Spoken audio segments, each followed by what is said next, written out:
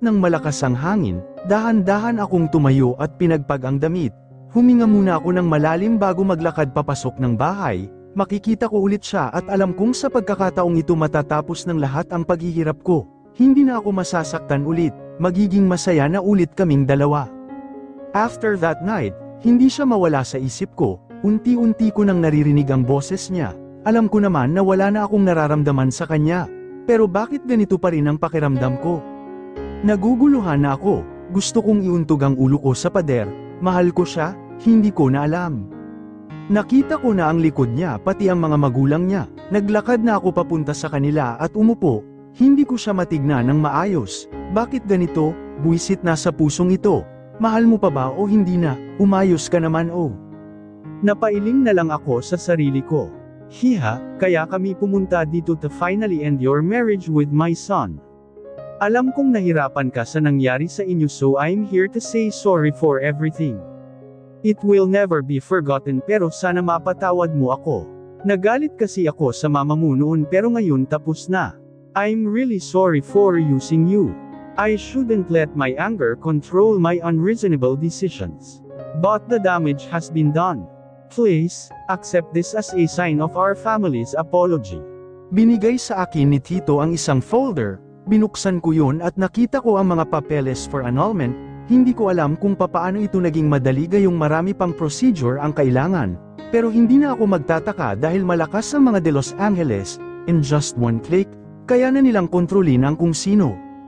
Trina, mahinang bulong ni Frapilan, rinig na rinig ko ang malalim niyang boses habang binabasa ko ang mga papeles sa harapan. Natigilan ako sa kanya at dahan-dahan siyang tinignan. Simula sa lobby niya hanggang sa magtama ang mga mata namin, it sounds cliché, pero hindi ko aakalain na ang lalaking ito'y minsan naging mundo ko. I want to release all my frustrations, gusto kong umiyak, pero alam kong wala na din namang magbabago, but, in this case, I want to let my pain go, I want to start, di ba? Kung kami talaga ang para sa isa't isa, ang tadhana na lang siguro ang bahala. Be happy, garalgal niyang tuloy, hindi ko alam kung bakit ganun ang boses niya. Kinuha ko na ang ballpen sa harap ko at tiningnan ulit ang papel, pipirma na lang ako then, boom, tapos na ang lahat ng ito, tapos na ang pighati, should I be happy now? I closed my eyes for a second at pumirma na, napakatahimik ng paligid at para bang walang tao. Sunod-sunod ko nang pinirmahan ang iba pang mga papeles at ibinigay ito kay Froilan. Hindi siya nakatingin sa akin at blanko lang ang mukha niya. Kinuha niya na ang ballpen sa kamay ko at saka mabilisang pinirmahan lahat ng papeles. I was dumbfounded, dali-dali siyang umalis ng kwarto pagkatapos niyang pumirma. Gusto ko siyang sundan pero may pumipigil sa akin. Ngayong nakapirma na, sigurado akong magiging single na naman ako. Teka, susundan ko ba siya o hindi? Napailing na lang ako at naglakad na para sundan siya. Nasaan na ba ang lalaking iyon? Lumingalinga ako sa paligid at nakita ko ang likod niyang nakasandal sa pader malapit sa poste. Lalapitan ko na sana siya nang may nakita akong babaeng lumapit sa kanya. Napatigil ako, si Jessica ba iyon? Nagtaka ako, naka-hoodie kasi hindi ko maaninag masyado. Nagulat na lang ako nang matanggal niya ito at tama nga, si Jessica nga. Napasinghap ako, hindi naman na siguro ako masasaktan di ba? Kasi kung hindi ko na siya mahal, hindi na ako dapat masaktan. Tiningnan ko sila pero nagtago ako. Kitang-kita ko na hinalikan niya si Froilan sa lobby at nanlaki ang mata ko. I realized one thing, hindi na ako nasasaktan. It may sound stupid pero ni sakit wala akong naramdaman. Maybe, I was just too tired. Pagod na akong masaktan, namamanhid na lang ako. Tumalikod na ako at ngumiti. Siguro, hindi talaga kami meant to be. Isa lang siguro itong pagsubok sa akin. Kung hanggang saan ko kayang magmahal, kung hanggang saan ang pasensya ko sa lahat ng bagay. I ended up sacrificing my happiness, at kahit milyong beses na akong nadapa at nasaktan ayos lang sa akin, kasi siya naman ang pinaglaban ko. Naging timang ako pero ang dami kong natutunan sa relasyon na iyon. Kailangan kong magtira sa sarili ko, hindi para ibigay lahat sa taong mahal ko. Kasi sa huli, ako din ang masasaktan. Napag-isipan kong umalis muna para makapamili ng mga gamit para sa baby ko. Pagpasok ko ng mall, ang daming taong nakatingin sa akin, kilala din kasi ako dati bilang si Carol Alegre. Siguro marami na silang sasabihin sa likod ko about being a pregnant mom. Wala sila sa posisyon ko, pero sigurado akong pag sa kanila nangyari yun, maiintindihan din nila. Marami na akong napamili at lahat yun ay binitbit ng mga bantay ko. Nahihiya nga ako dahil maraming taong napapatingin sa akin, lalo na't may itsura ang bantay kong ito na 1 taon lang ang pagitan sa akin. Huminto ako at napahinto din siya. Marami tuloy pumapasok sa isip ko. Kuya Ken, na-in-love ka na ba? Nagulat siya sa tanong ko. Umiling siya, hindi naman ako interesadong magmahal, ang ayaw ko kasi sa lahat, yung nasasaktan at umiiyak sa huli. Nagulat ako sa kanya, meron palang mga taong ayaw magmahal, afraid to take the risk.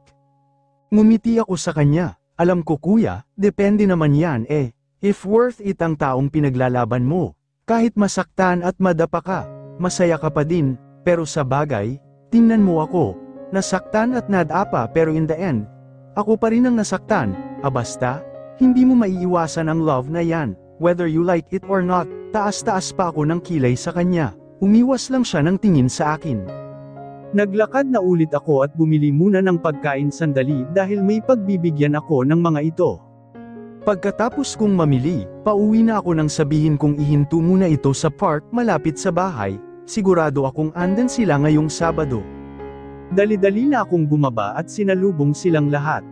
Ate Trina, sigaw nilang lahat at pagkatapos ay niyakap nila ako, sila yung mga batang natulungan ko dati. Kahit wala silang mga pamilya ay magagalang at mababait pa rin, isa-isa ko silang binigyan ng mga dala kong pagkain. Ate, buntis ka na, kailan pa? Tanong ni Bugoy, ang pinakamatanda sa kanilang lahat. Matagal na rin Bugoy, bago ka pa magtanong, kain muna kayo dyan ha, at bibili lang ako ng ice cream para sa inyo, sabi ko sa kanya. Tumango naman silang lahat, hinalikan ko muna ang bunso sa kanila bago ako tumawid sa kabila. Bumili na ako ng ice cream para sa kanila. Kinuha ko muna yung 3 bago bumalik sa kanilang lahat. Maglalakad sana ako nang mapansin kong si Pia, ang bunso sa kanilang lahat na nasa gitna ng kalsada. Nabitawan ko ang hawak kong ice cream nang makita kong may sasakyang mabilis na paparating. Nang mga sandaling yon, hindi ko na naisip ang bata sa tiyan ko, hindi ko naisip na pwede akong mamatay sa mga oras na yon. Naramdaman kong nahulog na lang ako sa sahig habang yakap-yakap si Pia, at ramdam ko din ang hapdi ng tiyan ko. Naiiyak ako, yung baby ko, minulat ko ang aking mata at nagtaka kung bakit parang hindi ako nakaramdam ng pagkabangga, hanggang sa nakaamoy ako ng dugo. Natatakot akong tumingin pero hindi ko na napigilan ang sarili ko. Nagulat ako, si Froilan ang nabangga at hindi ako, sabihin nyo na lang na isa lang itong panaginip. Ilang beses ko bang kailangang ipukpok ang ulo ko para lang makalimot sa kanya? It was too late to realize na mahal ko talaga siya. Naguguluhan ako noong mga oras na yun. I've been a jerk many times, the shittiest husband, but I can't turn back time. Minahal ko nga siya, ginawa ko talaga, but my heart was full of anger, my mind was corrupted, and I became first man he loved, a crap, a bastard. Ang gago ko kasi, hindi ko dapat siya sinisi. Damn, how could I do that to her? She doesn't have any idea that I always follow her wherever she goes. Simula nang umalis siya sa poder ko, alam ko kung saan siya pumupunta, kung sino ang kasama niya. Lalo na si Mateo na madalas niyang kasama. Bigla na lang akong nakaramdam ng galit at selos. Unang beses ko siyang makita na sobrang saya nang hindi ako kasama. Kitang-kita ko ang ningning sa mata niya kapag kausap siya.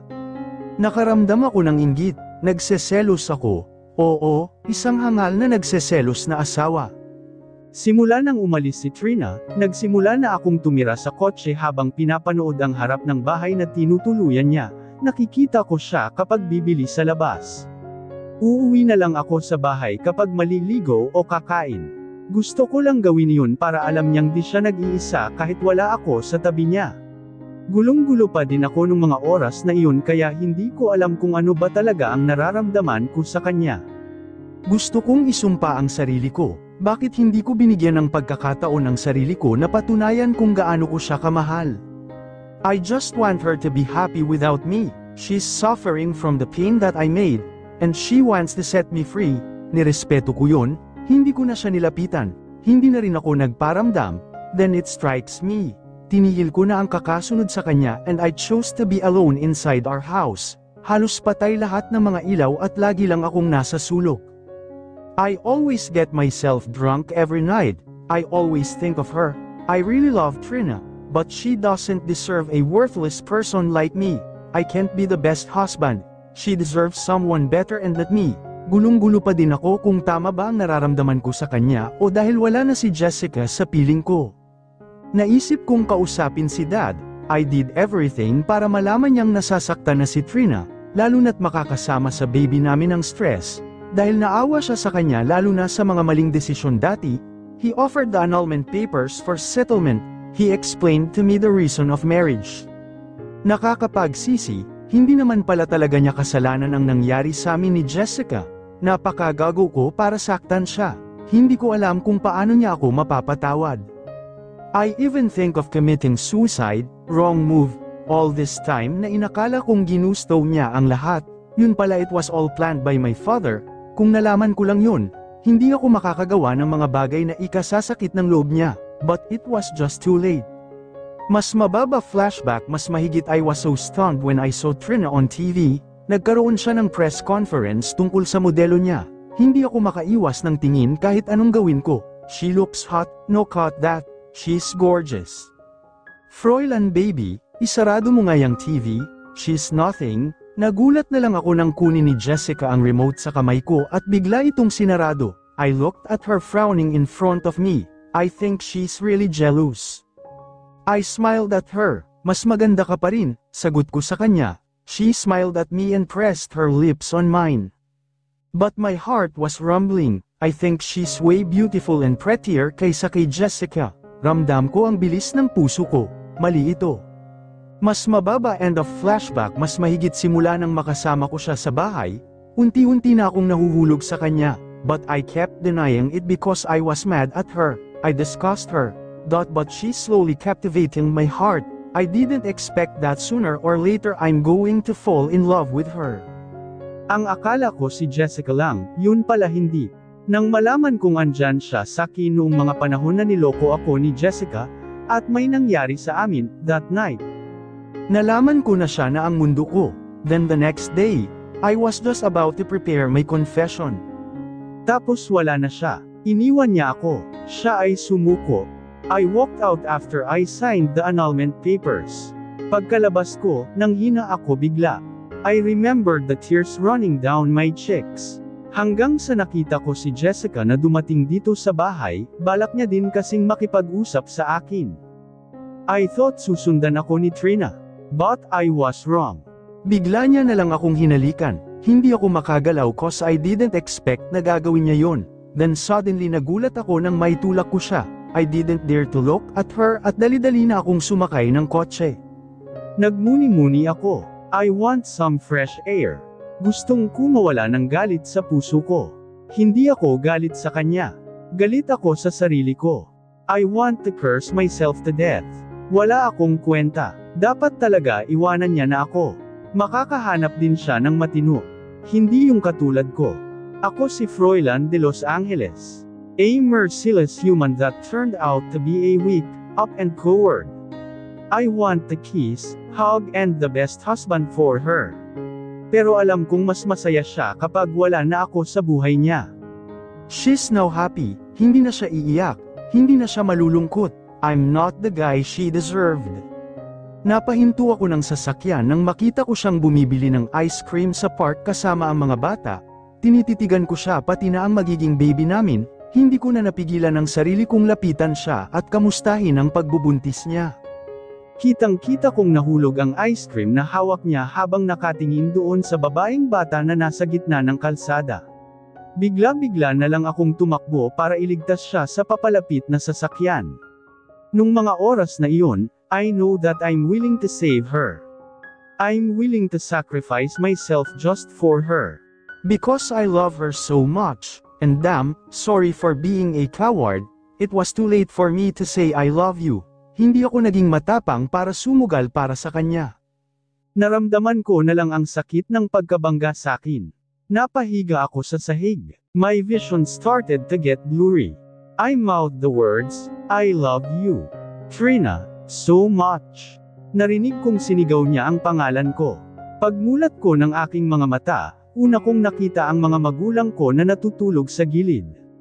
Unti-unti kong naalala lahat ng nangyari. At dahil doon, unti-unti na rin nadudurog ang puso ko. Ramdam kong wala na ang prinsesa ko. Wala na siya. Dahan-dahan nang tumulo ang luha ko. Hindi ko alam kung paano pa ako makakapagsimula. Narinig ko ang mga tawag sa akin ng mga magulang ko. Pero hindi ko maibuka ang mga labi ko. Hindi ko magawang magsalita. Hindi ko na sila magawang tingnan. Mas lalo lang akong nasasaktan dahil kitang-kita ko sa kanila ang pagdadalamhati. Naalala ko lang lahat ng masamang nangyari sa akin. God, deserve ko ba lahat ng ito? Sobrang sikip ng dibdib ko. Hindi ko na kaya ang bigat. Nagagalit ako sa sarili ko kasi hindi ko nagawang protektahan ang bata sa aking sinapupunan, pati si Froilan na damay. She's suffering from post-traumatic stress disorder. As you said earlier, someone close to her got into an accident, so I'm assuming na sobrang traumatic ito para sa kanya. Idagdag niyo pa ang pagkawala ng baby niya. Ang reasons din nito ay emotional problems, physical abuse and neglect. Naaalala niya kasi lahat ng bad flashbacks na nangyari sa buhay niya dahil dito. May possibility na hindi siya makipag-usap, she may be overthinking things, hayaan muna natin siya. She needs a lot of rest at bigyan natin siya ng panahon para makapag-isip. Dahan-dahan naman niya itong ma-overcome. You can talk to her as well or magkaroon kayo ng quality time, it will help a lot. Yun lang ang narinig ko sa doktor. Aware ako sa nangyayari sa paligid pero hindi ko kayang makipag-usap kahit kanino. I closed my eyes. Ramdam ko ang paghalik ng daddy ko sa aking pisngi. Baby, please rest, we will come back. Rinig kong samarado ang pintuan at kasabay nun ang pagtulo ng mga luha ko. Yung anak kong alam kong magiging daan para makabangon ako ulit. Wala na naman siya. Lagi na lang akong iniiwan, lagi na lang akong sinasaktan. Bigla kong naisip si Froilan, nasaan na ba siya? Gusto ko siyang makausap. Mas mababa Jessica's POV, mas mahigit, comatose pa din siya. Hindi namin alam kung kailan siya magigising pero nananalangin kaming makarecover na siya as soon as possible. He's too young for this, it's all my fault. Simula nang may kasal ko sila ni Trina, alam kong yun ang naging simula ng pighati niya. Sinira ko ang relasyon yung dalawa ni Froilan, but please, I hope you can forgive me. Hindi pa sa ngayon pero sana balang araw mapatawad mo ako. Nakita kong yumuko ang tatay ni Froilan, ngumiti na lang ako pagkatapos nun at hinawakan ang kamay ni Froilan. Kahit naman wala na kami, mahal ko pa rin siya. Alam kong sa una pinaiikot ko lang siya dahil gusto kong maranasan ang pagiging mayaman. Yun ang pangako ko sa sarili ko dati, ang magka-boyfriend ng mayaman para makakuha ako ng kayamanan. Para hindi na ako maghirap sa piling ng mga magulang ko. Gusto ko din gamitin yun pang tustos sa pag-aaral ng mga kapatid ko. Pero unti-unti na akong nahulog sa kanya, binaling ko ang pagtingin ko sa iba. Kapag may naikakama ako naguguluhan ako sa sarili ko, dahil si Froilan lagi ang nakikita ko, ang boses niya lagi ang naririnig ko. Bawat haplos sa katawan ko, iniisip ko si Trina na naging hudyat na mahal ko talaga siya, pero hindi ko alam na darating ang araw na malalaman niya, dahil kay Trina, nasira na ang tiwala at pagmamahal niya sa akin. Hanggang ngayon, galit pa rin ako kay Trina, dahil kung hindi niya isiniwalat lahat ng yon, edi sana kami pa rin hanggang ngayon, pipilitin kong magbago para sa kanya, pero mukhang malabo na atang mangyari. Sa huli ang pagsisisi, Froilan, mahal na mahal kita. I'm sorry kung nasaktan kita sa ginawa ko. Aaminin kong ginamit lang kita para mabili ko lahat ng gusto ko. Sa una, hindi talaga kita sineryoso, pero Froilan, unti-unti na akong nahulog sa iyo. Mahal na mahal pa rin kita hanggang ngayon. Alam kong sira na ang tiwala mo sa akin at hindi ko na maayos ang lahat. Pero please, patawarin mo ako sa ginawa ko sa iyo. Sorry dahil ako ang may kasalanan kung bakit ka andyan. Unti-unti nang tumulo ang luha ko. Dahil sa akin, na-comatose siya. Ako ang may kagagawan kung bakit siya nabangga. Ang sakit-sakit. Bakit kasi naisip ko pang gawin yun? Pero dahil sa ginawa ko, sigurado akong pagbabayaran ko yun. At handa akong gawin yun para sa kanya. Hinalikan ko ang ulo niya. Love, please wake up. Ninitian ko siya sa huling pagkakataon. Dahil sa pagkakataon na yun, alam kong paggising niya. Mumurahin niya ako. Kamumuhian niya ako at sobra-sobrang galit ang ibubuhos niya sa akin, pero isa lang ang naiisip ko, yun ay magbayad at magdurusa. Ikaw ba si Jessica? May narinig akong isang baritonong boses na nagbukas ng pintuan. Ito na siguro ang karma ko sa ginawa ko sa kanya. Tumango na lang ako bilang tugon at nakaramdam na lang ng pusas na ikinabit sa kamay ko. Tiningnan ko si Froilan bago ako lumabas ng kwarto. Mas mababa na POV mas mahigit. Anak, nakulong na ang may sala kung bakit kayo na aksidente ni Froilan. Si Jessica ang may gawa ng lahat ng iyon. Pagkatapos kong marinig yun, nandilim ang paningin ko sa kanya. Mabuti lang na makulong siya dahil kasalanan niya lahat ng ito. Dapat lang sa kanya ang makulong. Hindi ko akali na iisipin niyang gawin yun sakin. Gusto mo bang makita si Froilan? Nilagay nila ako sa wheelchair at dinala ako sa kanya. Unti-unting namamawis ang mga kamay ko. Ninenervyos din ako dahil baka malala ang sinapit niya. Hindi ko mapapatawad ang sarili ko kapag nakita kong ganun siya. Pinikit ko ang mga mata ko, natatakot kasi ako sa maari kong makita pagkakita sa kanya.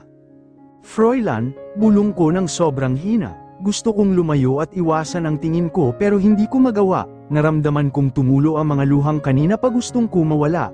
Madaming nakakabit na kung ano-ano sa katawan niya at may benda din ang kanang paa at ulo niya.